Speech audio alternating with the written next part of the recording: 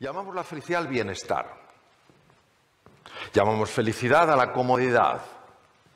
Llamamos felicidad a la seguridad. Llamamos felicidad al estatus, es decir, ser alguien importante y a pertenecer a un grupo. Y esto le llamamos felicidad. Esto no es felicidad, esto es bienestar. Es diferente. ¿Y por qué lo sabemos? Porque personas que han alcanzado un nivel enorme de comodidad, de seguridad en su vida, de estatus, de pertenencia, siguen notando un vacío en su vida. Los vacíos del ser no se rellenan con el tener. Y ya podemos tener y tener y tener y tener, que estamos llenando un pozo distinto del pozo del ser. Y mientras no llenemos el pozo del ser, seguiremos notando ese vacío. ¿Es verdad que se viaja más cómodo en un coche bueno que en un coche no tan bueno? Sí. ¿Es verdad que se come mejor en Alicante que en otros sitios? Sí. ¿Es verdad que se está mejor en este salón que estuviéramos todos apretados en una clase? Sí. ¿Y eso es importante? Sí. ¿Es la felicidad? No. ¿Venimos aquí a hablar del bienestar subjetivo? Sí. ¿Venimos solo a hablar del bienestar subjetivo? No. Venimos a hablar también de la felicidad. Entonces tenemos que ver qué es la felicidad. Ahora, las personas que han alcanzado un nivel de bienestar, de estatus, es decir, de reconocimiento, de valoración, etcétera, etcétera, cuando notan ese anhelo, ese vacío, y dicen, hay algo que le falta a mi vida y no consigo saber qué es, están tocando una puerta muy delicada, que es la puerta de la incertidumbre. Esta puerta es delicada porque cuando tú la cruzas, el mundo cambia. Y preferimos lo malo conocido o lo que no es tan malo y es cómodo a lo bueno por conocer. Ahora que tenemos aquí el mar tan precioso y vemos la línea al horizonte, muchas personas durante muchos años vivieron encerrados en los límites del horizonte porque consideraban que fuera solo había monstruos y dragones. ¿Y si no fuera así? ¿Y si hubiera un espacio de posibilidad para el ser humano? ¿Y si fuera, como decía uno de los 7 sabios de Grecia, Pítaco de Mitilene, la oportunidad es una puerta abierta a infinitas posibilidades? Y si el ser humano no solo necesitara el bienestar subjetivo, que claro que lo necesitamos, sino que además pudiera experimentar algo más profundo, que es la felicidad. Eso es lo que tenemos que explorar. Obviamente hay personas que se abren más a explorar en esa puerta porque sienten que no están experimentando nada de lo que le da un cierto tono de alegría o de entusiasmo a la vida. Son personas que están hartas de estar hartos. Estoy harto de estar harto. Tiene que haber algo más. Y como dice Leonard Cohen en su disco Anthem, hay una grieta en la pared a través de la cual penetra la luz. Hay algo en el ser humano, en nuestra profundidad, que siente que hay una dimensión dentro de nosotros que no estamos explorando y que si no la exploramos es muy difícil experimentar lo que es la felicidad. ¿Podemos experimentar el bienestar? Claro que sí, pero se nos escapa algo entre los dedos como si fuera agua, que es la felicidad. Pero ¿qué ocurre? Que también para las personas que están hartas de estar hartas, esa puerta es una puerta a la incertidumbre y ante la incertidumbre el ser humano muchas veces se empequeñece. Ya hemos visto que hay una diferencia entre el bienestar subjetivo y la felicidad. Ahora vamos a ahondar más en cuál es la experiencia de los dos. El bienestar subjetivo es lo que colma los sentidos. Yo me he tomado hoy un fideuà con tinta, o sea, fideuà negro, en vez de un arroz negro, un fideuà negro, que estaba riquísimo. Oye, riquísimo. Estaba colmando mis sentidos, claro que sí. Estaba viendo el mar, estaba en el Hotel Meliá aquí, estaba viendo el mar precioso, está colmando mi vista. Luego me han traído en un coche fantástico. Mi amigo Eduardo, bien, colma los sentidos. Eso es bienestar subjetivo. La felicidad colma el corazón. ¿Y cómo sabes que colma el corazón? Porque la experiencia de felicidad es diferente. Tiene una cualidad distinta que la vamos a explorar. El bienestar subjetivo se experimenta, pues como lo que hemos visto antes, confort, agradable a los sentidos, te sientes cómodo, te sientes seguro, te sientes bien. La felicidad se experimenta como serenidad, lo que los griegos llamaban la ataraxia. Es decir, incluso en las dificultades no pierdes el ánimo. Cuando las cosas te van bien, no se te sube la nariz. Es como una paz interior que no depende de lo que te pasa, que irradia desde lo que eres. Lo segundo es la alegría, es una alegría. Es decir, que no es estar contento, es una alegría, pero ya sabéis que la alegría está muy castigada hoy en día. Tú vas alegre, una persona alegre, poner cara alegre, por favor. Vas alegre por la vida. Y alguien te dice, Mario, ¿qué te pasa? Dice, no, que estoy alegre. Dice, ¿pero te ha pasado algo? ¿Te han ascendido? ¿Te ha tocado? No. Te dice, wow, qué rarito está este. La alegría está castigada, parece que hay que ir serios por la vida. Entonces hay una alegría que irradia, que no se siente el contento de que me ha tocado una lotería o que me han regalado una cosa que me gusta, es algo más profundo. Y lo tercero es una confianza esencial en la vida. ¿Por qué es tan importante eso? Porque cuando uno conecta con esto deja de tener miedo. Dejas de tener miedo. Porque te sientes sostenido por el universo. Cuando tú estás verdaderamente enfocado en una tarea y el mundo a tu alrededor desaparece, ¿qué tal haces esa tarea? ¿Mejor o peor? Si te estás distrayendo constantemente, bien. Si tú emprendes nuevas acciones, emprendes nuevos caminos y algo empieza a tensarte y a angustiarte, ¿tiendes a seguir avanzando o tiendes a retraerte? Y la creatividad. La creatividad es de las cosas más sensibles al estado emocional, porque depende fundamentalmente del hemisferio derecho, una gran conexión con el mundo emocional. Entonces, una persona que se sienta emocionalmente bloqueada, creativamente está anulada. También lo exploraremos. Entonces, vamos a poner un ejemplo muy fácil. Eficaz es cargarte una mosca con un cañón. ¿Te la cargas o no? Hay alguno que dice, no sé lo que habrás fumado, pero normalmente una mosca le pones un cañón y te la cargas. Eso es eficaz, pero ¿consume o no consume recursos? Un montón. Ahora, si coges un matamoscas, esto es eficiente. Con pocos recursos consigues lo mismo. Y esto es lo más importante que os quiero mostrar respecto de la relación entre la felicidad y la productividad. Mirad, voy a utilizar esta cosa tan chula, ya veréis, a ver si funciona. Eso es, a ver, enséñamelo. Bien. Observar, nivel de rendimiento. Oh, esto es fantástico. Se queda bloqueado. Bien. Así se queda.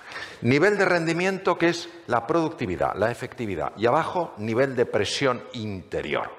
Está la curva de los profesores de Harvard, Yorkis y Dodson. ¿Qué quiere decir? Que si yo tengo un nivel de presión adecuado, mi performance es alto. Pero cuando mi nivel de presión aumenta más de la cuenta, mi performance cae en picado. ¿Cuándo yo noto que esa presión aumenta? Cuando no me siento valorado, cuando no me siento querido, cuando no me siento respetado.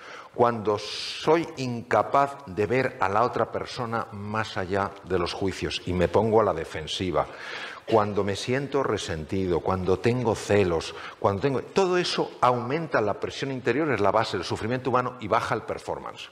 Os decía que Yorkis y Dodson no pudieron saber qué pasaba porque no había tecnología entonces, pero ahí sí existe y lo que existe es lo siguiente. ¿Veis? En color rojo está el lóbulo frontal. El lóbulo frontal del cerebro humano es el más importante en la productividad de una persona, porque es el cerebro ejecutivo. Es el que te hace tomar buenas decisiones, ser más creativo, aprender más deprisa, enfocarte bien en las cosas. Lo interesante es que cuando una persona se siente amenazada por el otro, bien porque el otro es más brillante, bien porque el otro es menos respetuoso, pero se siente amenazado y pierde esa serenidad, esa confianza fundamental en la vida, se activan unos núcleos llamados amígdalas. Pero muy importante, siempre lo digo, y todavía hay personas que luego me preguntan angustiados, cuando hablo de las amígdalas, no hablo de estas. Hablo de unos núcleos en los lóbulos temporales del cerebro. Porque en una ocasión, se me olvidó decirlo, una persona casi se me cae redonda. Le miro y le digo, ¿qué te pasa? ¿Te encuentras bien? Me dijo, no. Digo, ¿qué te pasa? Dice que estoy entendiendo toda mi vida y ya no tiene remedio. Me las quitaron de pequeño. ¡Qué penita! Estas son las amígdalas, los lóbulos temporales. Entonces, cuando las amígdalas se activan porque una persona se siente amenazada, o bien por la vida, o bien por los demás, o bien por las circunstancias, cuando una persona se siente amenazada por la otra persona porque en lugar de ver la tristeza, el sufrimiento detrás del ataque, solamente ve la ofensa. Cuando una persona no deja la herida a un lado, entendiendo que con la herida no se puede avanzar durante mucho tiempo, y que el ser humano no hace cosas malas porque sea malo, sino que hace cosas lamentablemente incorrectas por su ignorancia, porque no ve, cuando uno empieza a trabajar eso, la serenidad, la alegría y la confianza empiezan a penetrar con más intensidad en su interior. Eso hace que la eficiencia aumente. Las amígdalas se tendrían que activar solo de forma oportuna y proporcional, pero no lo hacen porque nuestra mente se encarga de mantenerlas siempre activas.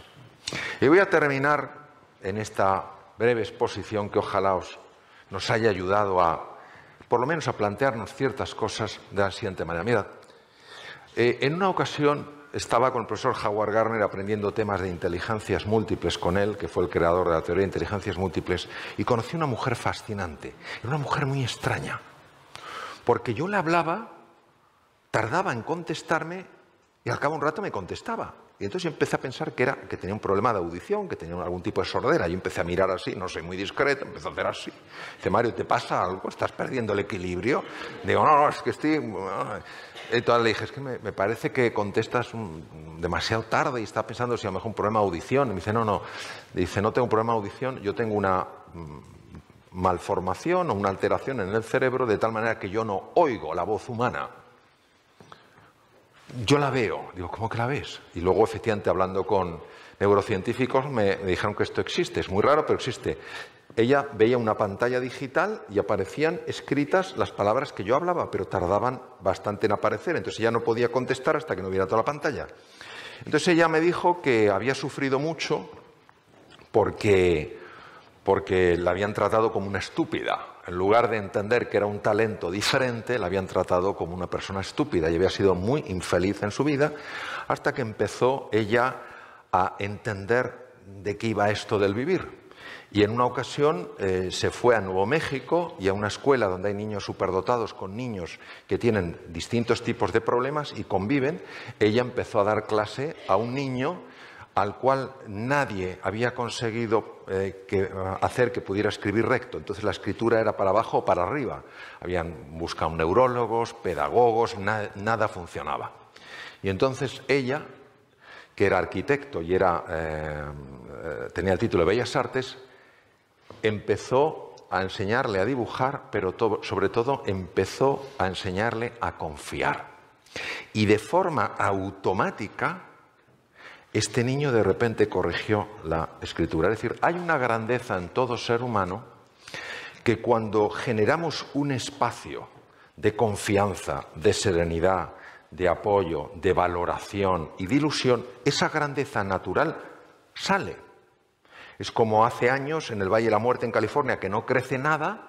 Una primavera empezaron a salir flores y dijeron, ¿pero dónde están estas flores? ¿Cómo? Si aquí nunca hay flores. Sí, pero es que unos meses antes había llovido. Entonces, lo importante es que entendamos que cada uno podemos ser esta humilde lluvia y que lo esencial está en cada persona. Que si tú una persona la tratas con afecto, si tú una persona la valoras, si a pesar de ser distinta a ti no la tratas como distante, si en lugar de tolerar la diversidad la celebras, si generas un espacio de escucha donde estás verdaderamente presente, de manera natural se produce esa reconexión que es la base de la felicidad. Y es como tú te sientes parte de todo. Reconectas contigo, con los demás y con la naturaleza. Y todos, sin excepción, yo el primero, vamos a tener que experimentar una digamos, lucha. Y esto es lo que aprendí de esta profesora, y con esto termino, la cual lo aprendió de los indios navajos. Esta mujer me contó una historia que es la esencia de la filosofía del pueblo navajo al que ella visitaba, aparte de ir a la escuela esta de los niños. Y esta historia mitológica, mítica, que llevan cientos de años repitiéndose los navajos entre sí, es la siguiente. Dentro de mí está teniendo lugar una gran batalla. Por un lado está el águila majestuosa. Todas las acciones del águila están llenas de verdad, de bondad y de belleza. El águila que vive en mí vuela por encima de las nubes y aunque a veces baja los valles, siempre deposita sus huevos en la cima de las altas montañas. Pero dentro de mí también vive un terrible lobo. Él representa lo peor que hay en mí, se sustenta sobre mis propias caídas y justifica su presencia diciendo que él también es parte de mí. ¿Quién ganará esta gran batalla? Aquel a quien yo cada día alimente. Muchas gracias. Gracias.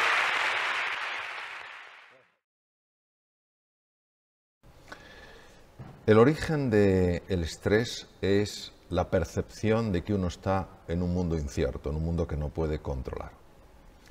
Hay una variedad de estrés, que es el eustrés, que es positiva, donde ante el desafío, el reto, una persona se crece. Su agudeza mental se dispara, su capacidad de aprender mejora, su concentración también mejora y toma decisiones más acertadas y que le llevan a resultados más deseables. Pero hay otra parte que es el distrés. El distrés es la parte negativa del estrés cuando una persona se siente superada por las circunstancias, se siente pequeña, insignificante frente al reto. ¿Qué podemos hacer las personas para no tener que experimentar el sufrimiento que procede del distrés? Pues fundamentalmente recuperar el valor de la persona. Es decir, muchos seres humanos hoy se sienten vistos y tratados como si fueran objetos o simples medios para conseguir cosas, sea poder, sea dinero, sea fama, sea prestigio. Recuperar el valor de la persona, que no es nada azucarado ni blandito, es algo trascendental en el ser humano, es decir, sentirse valorado, sentirse apreciado, sentir que se cuenta con uno en los proyectos, que se respeta el punto de vista aunque sea distinto del de la mayoría. Todo esto hace que esta forma negativa del estrés llamado distrés vaya desapareciendo. La angustia es un proceso muy asociado al sufrimiento humano. Una persona se angustia cuando proyecta en el futuro un problema y también proyecta su incapacidad para resolverlo. Entonces empieza a sufrir ya por algo que realmente todavía no ha ocurrido. Uno de los mejores sistemas que yo conozco, por no decir el mejor que conozco después de haber explorado muchos de ellos, es el mindfulness. Es decir, el mindfulness lo que te lleva es sencillamente, no es ningún abordaje raro, es un abordaje muy sencillo y muy profundo. Lo que te lleva es estar en el aquí y en el ahora. Es decir, no permite que la mente te proyecte al futuro y te proyecte para ver todas las desgracias que te pueden ocurrir. Ni permites que te proyecte hacia el pasado para ver todas las cosas de las que te lamentas, sino que te hace mantenerte en el presente.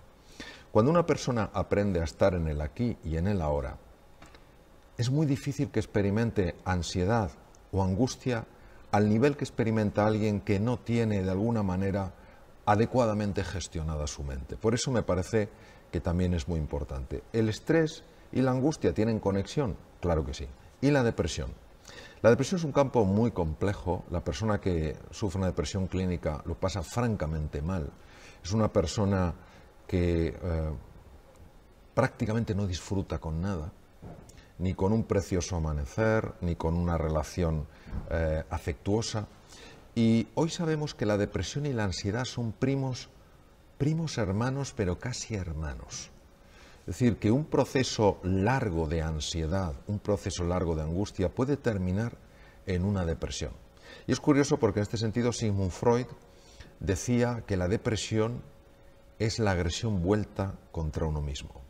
Cuando uno estudia la mente humana y empiezas a ver con qué frecuencia la mente sabotea tus mejores esfuerzos para salir adelante en la vida, pues te das cuenta que algo tan poderoso todo el día actuando en contra tuya, pues no es de extrañar que te lleve a una depresión. Entonces, en resumen, yo diría que hay dos cosas que podemos hacer. Primero, tratar a los demás de verdad como personas. Pueden ser distintos a nosotros, pero no tienen por qué ser distantes. También ellos quieren ser felices, también quieren ellos sufrir menos, y no podemos permitir que formas distintas de ver la realidad nos separen como personas. Y en segundo lugar, hacer trabajo interior para encontrar ese silencio donde está el más bello de los sonidos, que no es la ausencia de sonido, es la ausencia de ruido. Cuando tú vas entrando en ese silencio y la mente se va apaciguando de forma natural, el cuerpo se recupera, la energía aumenta y la claridad mental también se dispara. Entonces esas son las cosas que aparentemente son muy sencillas, pero cuando uno las estudia se da cuenta de que tocan los rincones más profundos del ser humano.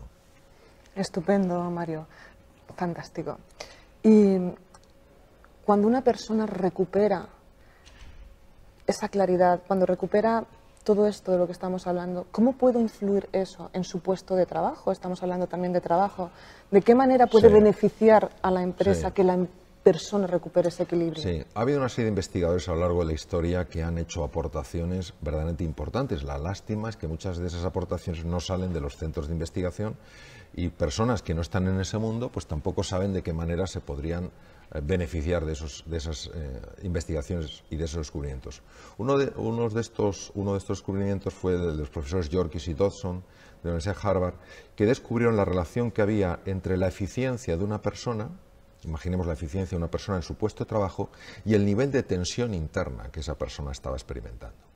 Y se dieron cuenta que que todos necesitamos un nivel de tensión para ser eficientes, necesitamos trabajar un poquito contrarreloj algunas veces, pero cuando esa tensión interior supera un nivel, todo lo que es la eficiencia cae radicalmente. Es decir, la capacidad de esa persona para negociar bien, para tomar buenas decisiones, para aprender cosas nuevas, para buscar nuevos caminos, se reduce significativamente. En la época de Yorkis y Dodson se desconocía por qué pasaba esto. Es decir, se sabía, ellos habían estudiado y habían visto efectivamente que una persona con una gran tensión interior, porque tiene un gran nivel de distrés, porque tiene un gran nivel de angustia, un gran nivel de ansiedad, su performance laboral, personal, era mucho menor. Hoy con las técnicas modernas de neuroimagen y que se pueden inducir estados de ansiedad y angustia en voluntarios, se sabe lo que pasa en el cerebro. Y lo que pasa en el cerebro es que cuando una persona está sometida a mucha presión interior, partes enteras de su cerebro empiezan a alterarse.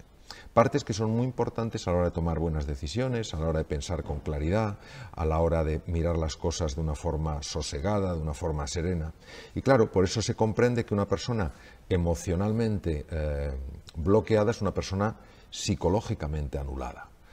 Por eso tiene tanta importancia buscar espacios de silencio, espacios de recogimiento y sentir la cercanía de otras personas. Personas que sabes que si te caes y cometes un error, no te van a señalar con el dedo, sino que te van a ofrecer una mano para levantarte. Son cosas sencillas, pero tienen un impacto, como decía antes, muy profundo en el ser humano. Y por eso las personas felices, las personas que se sienten rodeadas de otros seres humanos que se interesan por su bienestar, que forman parte de proyectos que son inspiradores, son personas que esto, vamos, no tenía la ciencia que haberlo demostrado. Intuitivamente es algo que uno ve con gran absoluta claridad. Son personas mucho más creativas, mucho más proactivas, dan muchas mejores iniciativas. A veces a mí me sorprende cómo nos cuesta tanto ver esta relación tan evidente. Última pregunta, Mario. Fantástica tu respuesta, como siempre. ¿qué les podríamos decir a empresarios y a empleados para que mejoren o hagan más amable esa convivencia dentro de la empresa? Bueno, yo les diría lo que mostró el profesor Rosenthal, también catedrático de psicología en Cambridge,